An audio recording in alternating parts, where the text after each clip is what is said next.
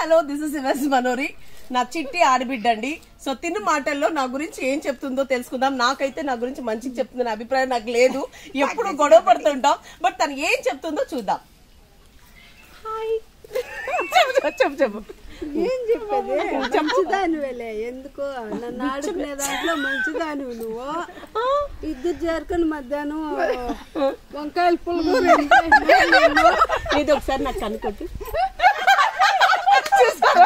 So తను enjoy చేయాలన్నా ఆడుకోవాలన్నా enjoy చేయాలన్నా నాతోనే ఆడుకుంటుంది.